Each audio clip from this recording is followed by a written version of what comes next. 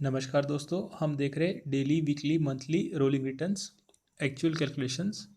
और आज हम देखते हैं एग्जैक्ट डेट मैच के साथ इसे कैसे कैलकुलेट करते हैं।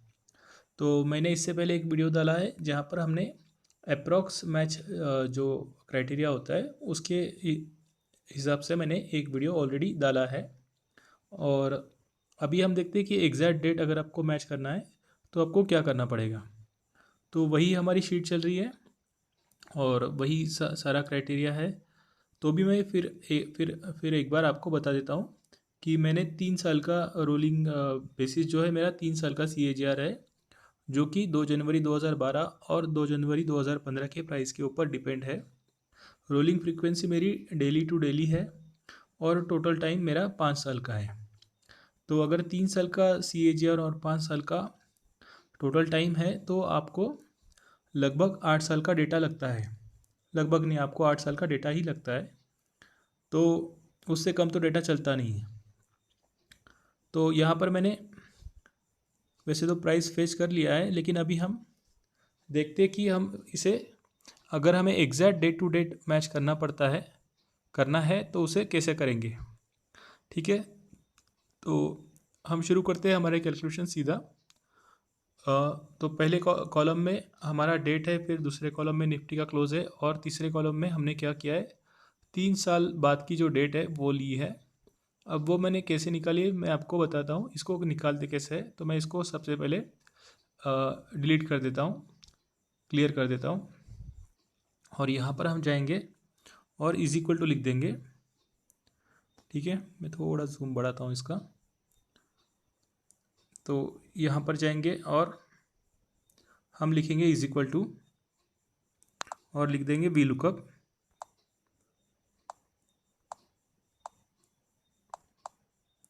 तो वी लुकअप जैसे हम लिखेंगे तो अभी वो सबसे पहले लुकअप वैल्यू पूछेगा। तो ऊपर मेरे फॉर्मूला बार में देखिए, तो यहाँ पर हम शुरू कर देंगे डेट फंक्शन। ठीक है, तो डेट फंक्शन पे क्लिक करते हैं तो उसमें ईयर आता है। तो ईयर में हम फिर जाके वहाँ पर फिर ईयर लिख देंगे, तो वहाँ पर ईयर फंक्शन खुल जाएगा। और उसमें हम सीरियल नंबर वो पूछता है, तो उसको ये वाला सीरियल नंबर दे देंगे। ठीक है, और हम इसके ब्रैकेट के बाहर आके इसमें +3 जोड़ देंगे, क्योंकि हमें 3 साल के बाद की एग्जैक्ट डेट चाहिए। फिर हम कॉमा देके मंथ में जाएंगे और यहाँ पर हम मंथ फंक्शन इस्तेमाल करेंगे। ठीक है, तो यहाँ पर हमने मंथ फंक्शन का इस्तेमाल किया है। और सीरियल नंबर में फिर हम 2 जनवरी 2012 का ही उसे रेफरेंस देंगे, क्योंकि हमें यही मंथ चाहिए। फिर कॉमा देके हम डे में जाएंगे और यहाँ पर डे फंक्शन फिर से इस्तेमाल करेंगे। ठीक है, तो फिर वो सीरियल नंबर पूछेगा तो हमें यही डे चाहिए। उसके बाद हम कॉमा देकर टेबल अरे में जाएंगे। टेबल हम अरे हमारा A16 से A16:B2128 इतना बड़ा हमारा डेटा है। ठीक है, और कॉलम इंडेक्स नंबर हमें एक लिखना है यहाँ पर।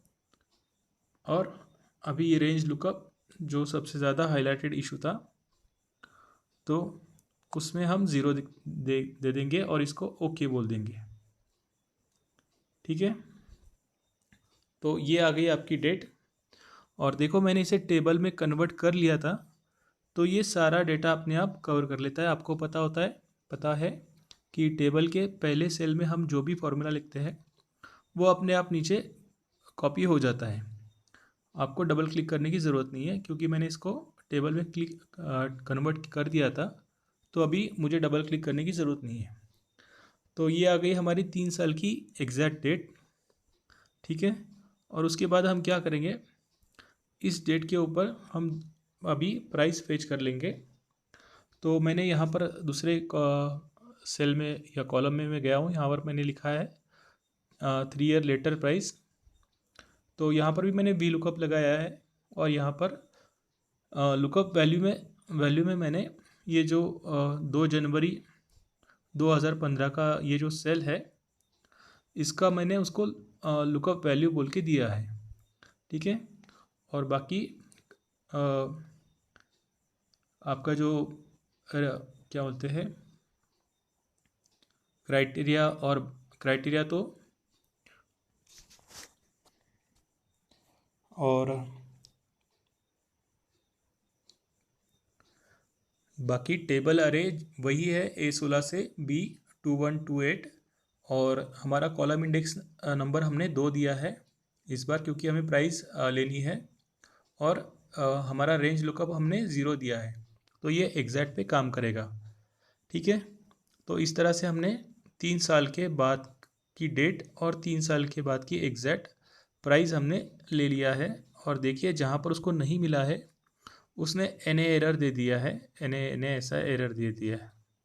ठीक है, तो ये दो तो कॉलम अपने बन गए हैं। अभी हम देखते हैं कि CAGR से 3 साल के CAGR से रोलिंग रिटर्न निकालते कैसे हैं। तो यहाँ पर मैं इफ़ एरर फंक्शन का भी इस्तेमाल करूँगा ताकि ये आपको जो NA दिख रहा है वो दिखने में ख़राब दिखता है, तो उसको हम कैसे उससे मुक्ति पाएंगे वो भी देख लेते हैं। तो मैंने जो कैलकुलेशन किया है वो पहले मैं डिलीट कर देता हूँ। ठीक है, और आपके सामने वापस करता हूँ।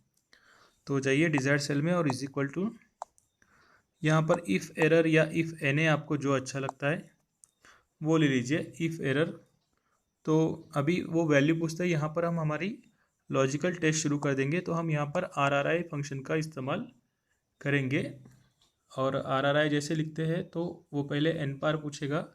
तो 3 साल का हमें चाहिए तो हमने 3 लिख दिया। PV में हम क्या करेंगे, 2 जनवरी 2012 का जो प्राइस है वो प्रोवाइड कर देंगे और FV में जाके हमने अभी जो वी लुकअप से प्राइस निकाली थी वो FV में जाके उसको प्रोवाइड कर देंगे। तो ये हमारा ये हो गया RRI फंक्शन। और अभी हम बाहर आके वैल्यू इफ़ एरर में डबल कोट्स देके उसको ओके बोल देंगे। ठीक है, तो ये आ गया आपका रोलिंग रिटर्न्स एग्जैक्ट डेट के साथ में। और जहाँ पर अवेलेबल नहीं है वहाँ पर उसने कुछ नहीं दिया है क्योंकि हमने वैसे ही उसका क्राइटेरिया उसको सेट किया कर दिया है। ठीक है, तो ये आपके डेली रिटर्न्स आपके रोलिंग रिटर्न्स आ चुके हैं। ठीक है, तो अभी मैं आपको दिखाता हूँ कि मैंने आगे चल के क्या किया है इसके साथ। ये शीट को मैंने जहाँ पर ये NA आया है तो वो सारे जो रोज़ होते हैं उसको सिलेक्ट करके मैंने डिलीट कर दिया है और ये शीट अभी इस तरह से दिख रही है। ठीक है, तो सारे NA वाले मैंने हटा दिए हैं और अभी देखिए 2 जनवरी 2012 और 2 जनवरी 2015 इस तरह से ये एग्जैक्ट डेट चल रही है और इसके ऊपर जो प्राइस है उसका हमने रोलिंग रिटर्न्स निकाल के, बाकी तो वैसे हमने कैलकुलेट कर ही लिया है। तो ये हमारा रोलिंग रिटर्न के कैलकुलेशंस हो गए हैं। ठीक है, तो अभी इसका एवरेज लेना पड़ता है मेरे हिसाब से। तो मैं वो बता देता हूँ कि देखिए आपको पहले वीक का लेना है तो आपको 7 डेज इसमें काउंट करने पड़ेंगे। तो ऊपर देखिए काउंट में 7 आता है तो वो दे दीजिए। तो ये 20.49 आ गया है। और आपको अगर पहले मंथ का लेना है तो आप सिर्फ जनवरी जहाँ पर ख़त्म हो रहा है तो वो भी ले सकते हो, या फिर आपको 30 दिन का लेना है तो आप 30 दिन का भी ले सकते हो। देखो ये तो पहले वीक का हो गया और यहाँ पर जनवरी के तो 8 ही दिन आए हैं यहाँ पर। तो वैसे भी आप ये पहले मंथ का भी आप इसे कह सकते हो। ठीक है, तो मंथली हो गया, वीकली हो गया। और अगर आपको यहाँ पर 30 दिन चाहिए तो आप 30 दिन का एवरेज ले सकते हो। ठीक है,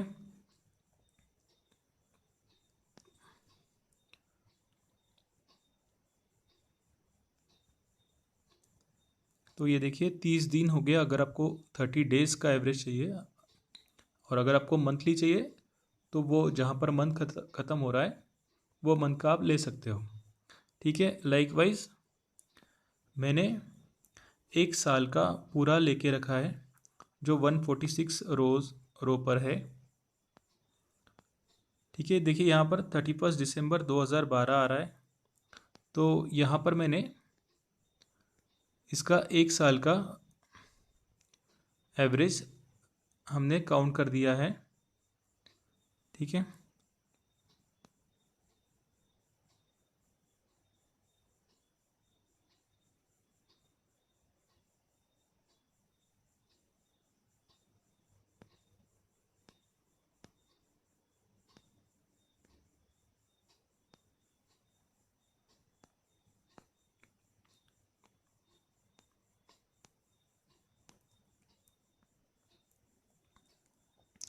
तो बहरहाल आप यहाँ पर इसका एवरेज ले सकते हो।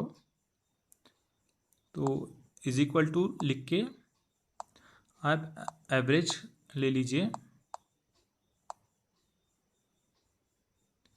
और जो आपका रेंज है E16 से लेके E16 से E146 ऐसा लिख के आप ओके बोल देंगे तो भी आपका एवरेज आ जाएगा। तो ये आ गया आपका फर्स्ट ईयर का एवरेज रोलिंग रिटर्न के हिसाब से।